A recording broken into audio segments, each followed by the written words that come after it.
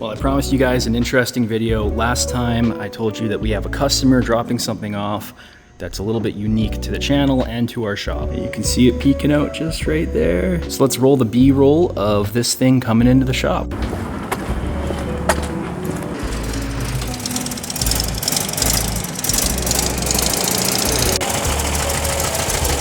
Almost looks like it might need a tighter belt. It's a little wobbly.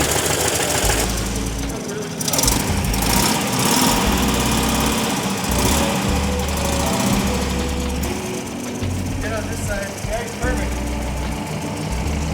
It's like he's done this before.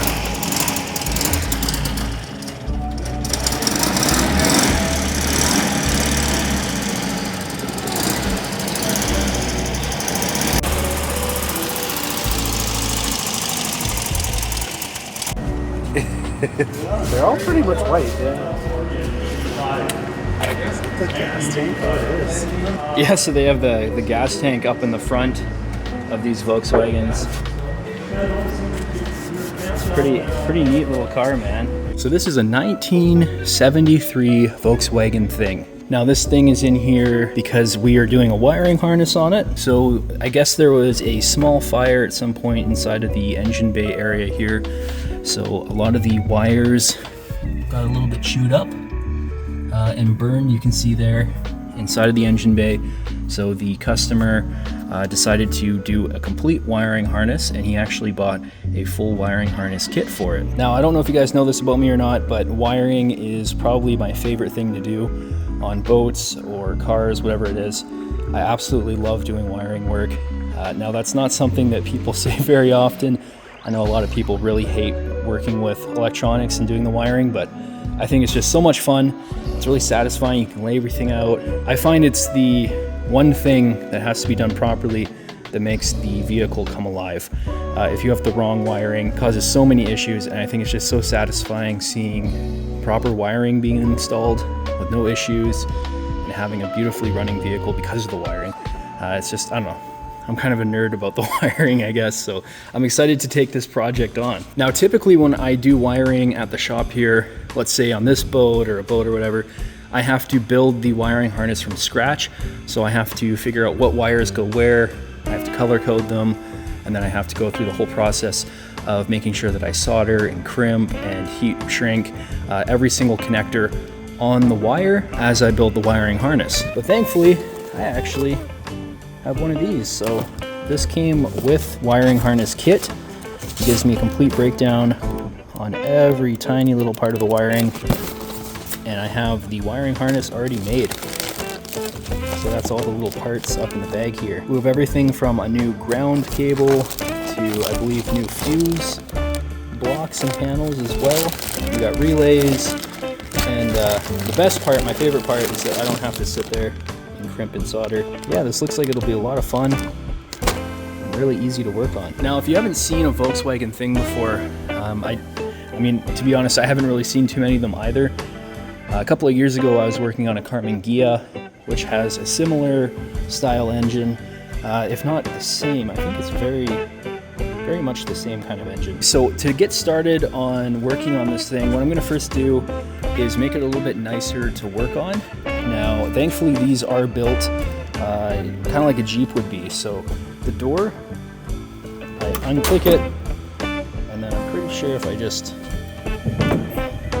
comes right off.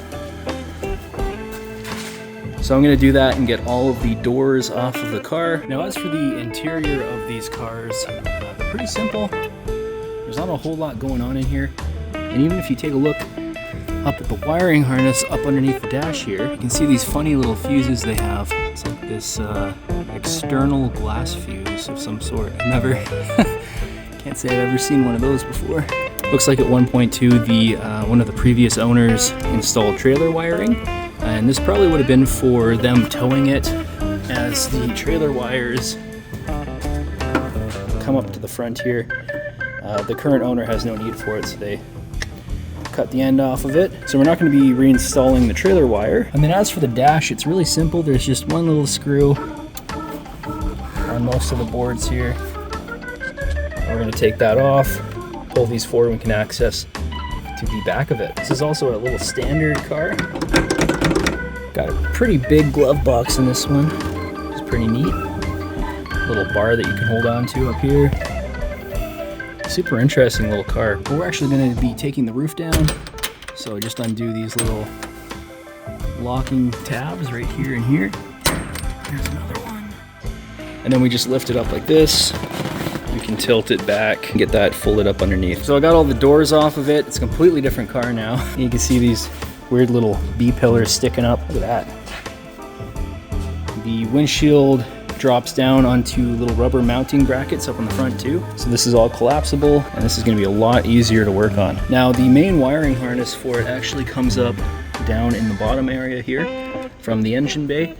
So we're going to have to take out the seats, and then of course I'm going to be taking out the carpet as well, getting this all stripped out. Now before I go digging too far into that wiring harness replacement, I just want to make sure that I have all of the extra little parts taken off. Things like the carburetor intake hose are going to come off of here. And yes, this does have a carburetor. It's a 1973. On top of that, not only does it have a carburetor, it also has points, believe it or not. So probably going to recommend getting these serviced as well while it's in. But yeah, we're going to be replacing all the wiring back here, all of the wiring harness running forward, the fuse block panel, whatever else additional is included with that kit. We're going to get this thing back to running condition. Now, of course, it was running previously in the start of the video, but due to that damage, it's not something that can be run safely. Also, you know, there's lots of little stuff like this belt might be due for replacement. Maybe it's not quite tight enough.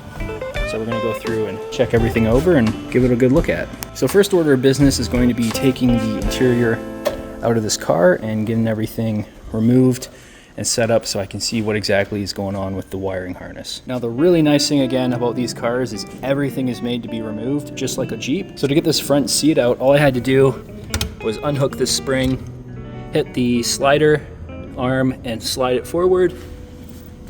That's this guy right here, and the seat comes right off. There isn't a single fastener holding that onto the vehicle. So now moving on, we're going to take a look at what we're up against here. So over on the instrument panel side, these little instrument panel clusters just drop down with this little screw. They pivot down, and then you have your fuse block down here and your relays. And you can see the harness in all its glory running up along here. They have lots of spade terminals all over the place. I'm not a big fan of spade terminals.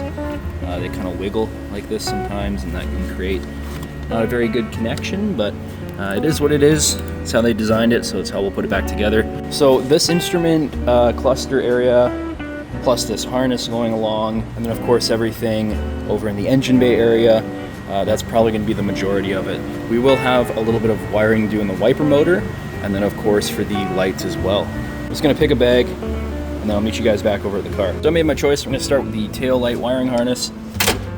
That should just be, yeah, just up and behind there, looping down and around into this weird little block. So let's see if we can get this replaced. We're gonna have to take this tail light out to get access to the little spade terminals inside of here. We can take out the tail light assembly after we get those removed, and then we're going to unplug it from this harness, keeping in mind where all of the wires go.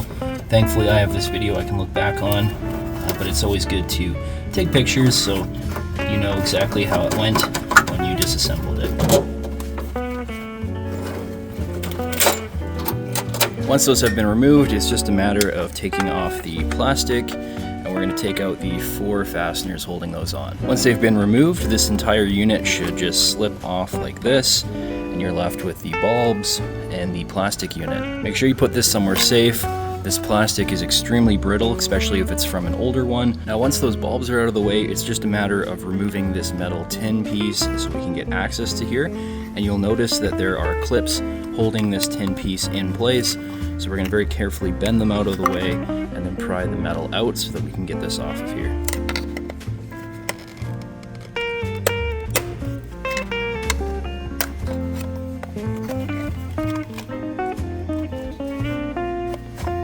Go, there's the access to the back of it. So now we're just going to push this past here, so we get more access. Make sure again you're keeping note of where all of the wires go, and then we're going to put the new harness on. It might help too if you want to do it without photos and taking a break. You can swap out the pins one at a time, just so you know 100% that they're going in the right spot.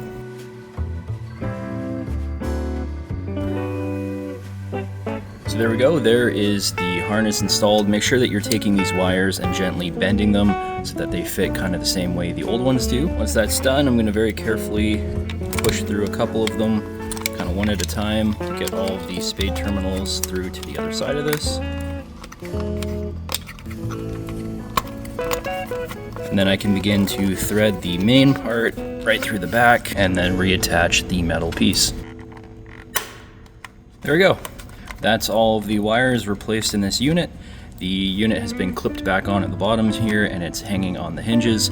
So we're going to reassemble this and then we're going to go to the other side and get that one done as well. Now that those have been changed over, I'm going to switch on to the next bit of the wiring harness and keep on going. I'm not going to reinstall these because it gives me a nice little access hole to work with, but I can continue on going with the rest of the harness. Next up, I'm going to be running the main wiring harness. Now that's the one that goes along the length of this into the engine bay area. The thing I'm going to do is lay this out to see which end is which.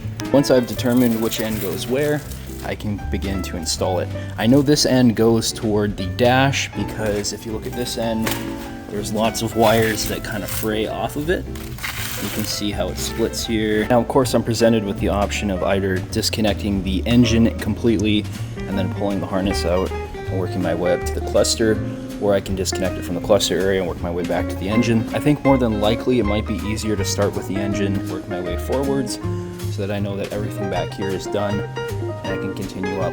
And the other part of that too is that if you follow this wire, it goes up,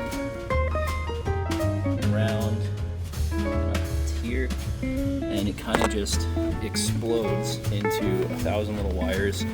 So the difference between me doing this end and then also doing the instrument panel, I might as well do both of them at the same time. So I'm going to start back at the engine there, and we're going to start with installing this wiring harness back there. So this harness was wrapped up underneath here, and it went into this block here for the taillight.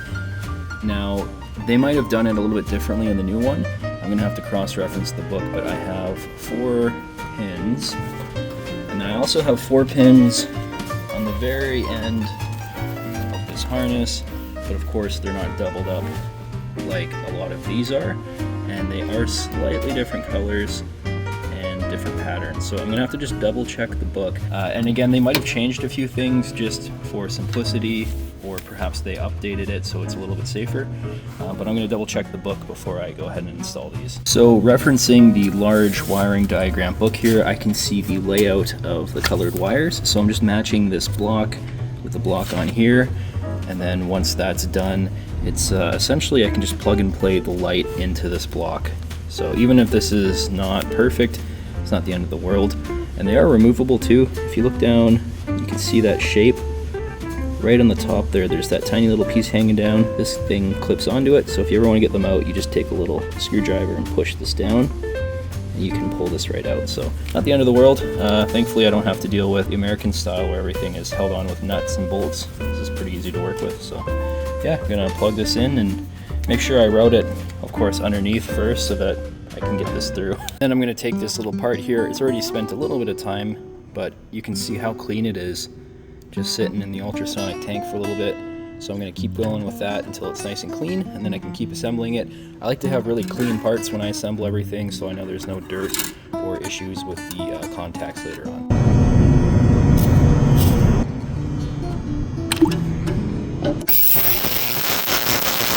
So now I have this one disconnected, I have the new one hooked up, and then over here I also have the new one hooked up once again, ready to go. And I have the old one completely disconnected.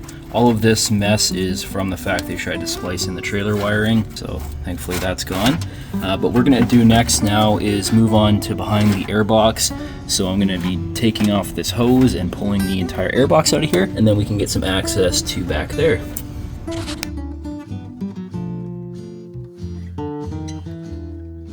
So if you take a look at what we've got going on in here, you can see the wiring harness going up through the side. This one is connected onto there. bend these out of the way for now. You can see where the loom splits off into the different sections. So now I'm just trying to make some sense of what harness is what, and I'm kind of looking at what I have here. So I have two that split off, and then I have this one in the middle. Now I have three over here, and I have this one in the middle. So I know this is the junction that goes in, and then of course I have this long cable end with a thick red wire, and then a couple little pieces. Now this one has a thick red wire, and if I follow this one also has a thick red wire. I'm pretty sure it's this one. I don't think it's this. This would be the test control block. So this would be what they had prior to OBD2. They had to test everything using stuff like this. But I'm just going to take another look at it and see where exactly this goes. So next I have the thing jacked up here, and I'm going to be taking off the wheel so I can get access to the starter wiring, and then of course the back of the harness that we were just working on. And I did go ahead and remove this already, which I believe is some sort of hot air system. Not really sure what it does yet. Yet to find out, but it seems to be connected to the exhaust. But yeah, we're gonna take this wheel off and get a little look in behind there.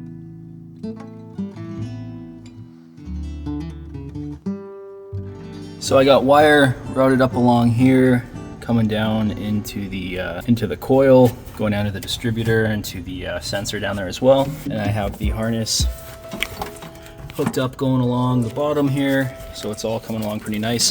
The next step is I have everything disconnected from the old harness as much as I possibly can. So I'm going to be pushing that through this hole here and getting this whole thing removed. But here's what that looks like right now. So I have it sitting here, and then you come around this side, you can see it's right there. It runs up and along and down, and then it goes through right there, which comes out at this point here. So after speaking with the website that provided the wiring harness, we found out that this testing port is no longer something that they make a harness for, simply because they don't have the machinery to even use this anymore. I guess it's completely obsolete. So thankfully, that's a huge amount of wiring that I don't have to do. It's quite a lot of pins, and if you think about the accumulation of this over the entire rest of the car, it's a lot of wires. So thankfully we don't have to deal with this part, so we can keep on moving ahead here and getting everything all tidied up and cleaned up, but it's looking pretty good so far. And then the only other thing is we do have to get this one ordered in separately, because apparently generators all got replaced on these, so you typically just have an alternator, which would make sense. That's pretty old. I mean, it's got a generator and it's got points. I mean, that's pretty crazy, but I guess that is what it is. But we're gonna go ahead and continue on underneath here, laying out all of these wires, getting that all situated. You can see how complicated that port would have been. All of these go more than likely up there to the dash, so thankfully we won't have that problem. So now I have the wiring harness going up there around to the starter, and then we have the battery cable, which is running through the firewall, as well as the harness running through there, all hooked up to the starter. And then it pops out on this side here. We got our new grommet in there. I'm gonna get this all laid out, clipped in, and then start switching out the old harness, which is still attached, with the new harness. Of course, I'm also gonna take my time and just brush out all of this gunk in here, get a vacuum as well, and try to get this nice and clean. So when we go to reinstall the new carpet, it'll be nice and clean in here. So now I'm gonna start disconnecting the harness from up behind the instrument panel here. I have the old one coming up and see just a bunch of spaghetti. So I gotta find out where those go, and I'm gonna disconnect them and then reconnect with the new wires as I take them off. So I took out the speedometer because I just want to get access to all these cables. It's pretty gnarly back here, and I'd like to, do a little bit of a nicer kind of layout for the wiring. But I was looking at this speedometer, and man, look how much stuff is on the back of this thing. I've never seen this before. Each one of these is a light, and they all connect directly to a spade to a wire. Quite incredible, actually. the amount of wires hooked up to this one little gauge. So this is going to be a bit of an interesting one, but let's see what we can do. So I have a new fuse block and a new fuse panel, so I took all of the wires off of here and kind of organized it into whatever harnesses are coming off. So there's a couple of different harnesses on here. I have spaghetti here. Let me see if I can get this apart. So we have this harness and this one that are both running up into the bottom of the steering wheel there. And then here we have our wiper motor harness that's coming down into this section right here. And then right back there, that's going to be the front headlight harness. I have all the connectors and the jump cables because there's a lot of jump cables on here. There is no ECM or PCM or computer or anything. Just a bunch of jump cables kind of laying around in there. So, I mean, even this ground wire, like if you take a look at this ground wire, it has one connection, 2, 3, 4, and then it's directly connected to the glove box light. So it's quite a lot. So the next thing I'm going to do is unplug these harnesses from down below here. You can see they're just plugged into the bottom, so you don't have to go through the hassle of trying to rip this apart. Once I get all of these plugs undone, I can then move on to pulling out the little harnesses and identifying what's what. So what I'm going to do is bring all of the harnesses up to the center area here into the instrument panel area, and then from there I can start to figure out what goes where. So to start off, I got to do the headlight harness, and believe it or not, yes, this is just for the headlights and the horn. Yeah, there's a lot of wires. So that runs up here and it goes into this little encapsulated area, and it runs down the inside of this. Of course it's sealed, so I can't get in there. It runs all the ways down to here, at which point it splits off and goes to the various lights. Runs up along here, goes across to those. So what I'm going to do next is remove the lights and the turn signal and get those taken off, disconnect it, and start working my way from the end of it back up. I just want to take a moment too to show you how weird the front end, well, the whole underbody of the thing is. So this vehicle is rear wheel drive. I don't even know what you would call this. You can see the track arm is hooked up to some sort of link that runs across, and then same with this track bar as well. The really cool thing about this car that I kind of noticed is there's nothing on the bottom of it. So typically on most cars, you know, you'll have a drive shaft, you'll have fuel lines, you'll have electrical, you'll have something underneath it, but there's absolutely nothing underneath this car. It's just floor pan and of course some reinforcement metal. So if you were to take this thing off-road, which again, that's what it was designed for, the whole purpose of this car was to be able to give you access to some pretty extreme off-road. So if you were to take this thing off-road and you were to high center it, there isn't really any issue because it's all floor pan. There isn't really anything that you can damage under here. And then of course the front of the car, if you look at the way the suspension's set up and the way that the front end is done, again, there isn't really much to damage. So getting back onto the lights, you can see the harness coming through there going into the light pod. So this headlight's gonna have to be removed to get access to that. And then as for the turn signal, it goes up to here. Oh man, that's broken, It goes up to the bottom of the turn signal here. So I'm probably gonna have to remove that as well to get access to it. So everything will probably be done externally, but I will have to come back down here and get these boots off. So it looks like there is 2 studs going down here to 2 fasteners on the bottom. So I'm gonna take those off, and then I can take off this complete unit. Once those 2 fasteners are off, we can begin to remove this. So that's what that looks like once it's all taken apart. I'll set this over here, and then we can continue on getting off this headlight next. This one is pretty hard to disassemble. It's this one fastener down here. It took me like 10 minutes to find this fastener. I mean, that's a stupid joke. So here we have the plug, and then the plug, and then a bunch of more wires. So yeah, we're just gonna go ahead and disconnect all this and keep going on. So I pulled the harness out from here. So what it does is it goes into the front of the firewall, and then it loops around with this little rubber piece up to the back of the housing here. Of course, it comes in this point, and then it goes back out through this hole into the turn signal area.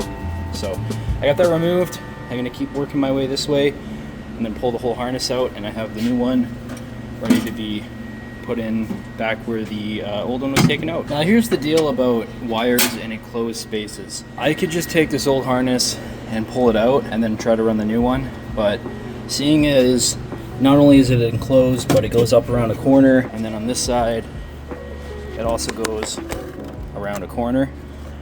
Best practice is taking the end of the old harness and tying it to the end of the new harness. That way when I pull this through, I'm pulling the new one with it. And there we go, I got the new harness just lightly wrapped around with electrical wire. So when I pull the old one through, this will follow it pretty shortly. So I'm gonna go up there and start pulling this whole assembly through. See, and there you go, you got the new harness routed through there, no problem. Nice and easy. The alternative to this is pulling the wires out and then trying to run a rope down the length of this and doing the same thing. Seeing as it's not very high on an angle, I mean, you're gonna be fighting this pretty much all day, trying to get something through here. You could use a wire because you can kind of push it, but still, I mean, if it hits one thing in here and binds up, it's just better to do it this way because it's one and done. You don't have to worry about it. And this literally took me almost no time at all. But I have definitely been in the position myself where I haven't done this, and this becomes the nightmare that I end up fighting for the rest of the day. So be really careful when you do stuff like this, that you're just thinking a couple of steps ahead, and setting yourself up, taking a couple of minutes can really help you. There's a saying that my dad always says. He says, if you're late to school and you're walking beside your bicycle, you're walking really fast, you don't want to get on the bike because it takes too much time and you have to get to school. But if you just stop, you get on the bicycle, and then you pedal, you'll get to school a lot quicker. You just have to stop, take a second, assess what you're doing, and then you can continue on. If you just keep forcing through and never stop to just get prepared and get ready and get set up for something, you'll end up making this situation a whole lot worse for yourself. So next I'm going to disconnect the old harness from the new one, and then I can get started on wiring it up front. There we go, there's some more wires added to the wire pile. So I have the wires coming through here. I have that little water sealing plug going through the side there. You can see where that comes down. And then I'll hook up the ground here, and I can begin routing this up and around. I believe this is for the horn, so I'm just going to leave this in this position, and I can bring it on over to the other side. So I have the wiring hooked up for this headlight. I have the new wires for this one installed, so this is all fresh wiring. That's all fresh wiring over there, and it's all coming up and around. So we can continue on with the next component, but I'm gonna have to save that for next video. Now, next video I plan on getting this installed, as well as the instrument cluster, getting all those wires put together, and then hopefully we can start reassembling the car at that point. I just wanna thank you guys so much for watching the video and for being part of this channel. If this is your first time here, please make sure to subscribe. We have lots of really cool content coming out, and we're trying to constantly improve the quality of these videos. So make sure you stick around because we have lots of really cool stuff coming, especially in the summertime. We're gonna be taking a bunch of boats out on the water, and we might have a little bit more vehicle stuff coming up. I'm not quite sure yet, but we got lots of stuff in the pipeline. Again, thank you guys so much for being here and supporting the channel. I hope you guys have a great rest of your weekend, and until then, see you next time.